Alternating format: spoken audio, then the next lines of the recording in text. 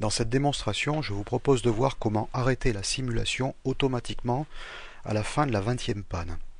Pour ce faire, il va falloir créer un nouvel élément de simulation, qui est une variable, qui va permettre de compter le nombre de pannes qu'il y a sur la machine contrôle. Vous cliquez sur le groupe Simulation au niveau du sélecteur qui est à gauche, vous cliquez sur la touche droite de votre souris et vous choisissez de déclarer. Une nouvelle fenêtre apparaît, une fenêtre de déclaration, dans laquelle on va donner un nom au nouvel élément qu'on souhaite déclarer, et on va donc nommer un élément qu'on va appeler NB panne, qui va donc compter le nombre de pannes. Cet élément est un élément de type variable, donc vous déroulez le menu qui est en dessous, et vous choisissez un élément de type variable. Cette variable est une variable entière, donc on ne change rien. On appuie ensuite sur la touche Créer et vous pouvez constater que sur la gauche, dans le sélecteur d'éléments, un nouvel élément apparaît, NBPAN, qui est donc une variable. On va ensuite représenter cette variable, donc on appuie sur la touche Représenter.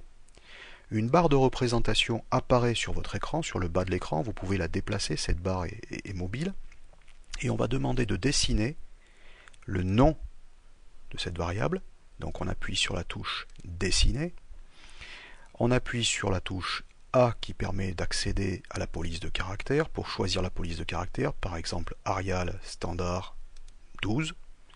OK, et j'appuie maintenant sur la touche Dessiner et je vais représenter cette variable, le nom de la variable, sous la machine contrôle. Ensuite, on va demander de dessiner la valeur. Donc dans le second menu des déroulants, vous choisissez Valeur, la touche Dessiner.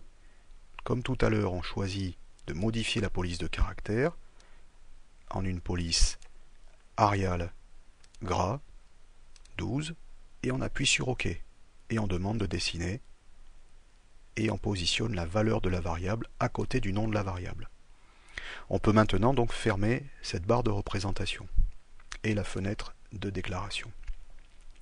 Maintenant, il s'agit d'incrémenter cette variable NBPAN chaque fois qu'une panne survient sur la machine contrôle. Pour cela, on va aller sur la description de la machine contrôle, où on va accéder à l'onglet panne. Et dans l'onglet panne, on va se déplacer dans le champ qui s'appelle Action sur panne, qui correspond au début de la panne, ou Action en fin de panne, qui correspond à la fin de la panne. Donc on va choisir par exemple Action en fin de panne. On clique sur la flèche et on arrive dans l'éditeur d'action en cas de réparation de la machine contrôle, et c'est à cet endroit-là qu'on va incrémenter la variable.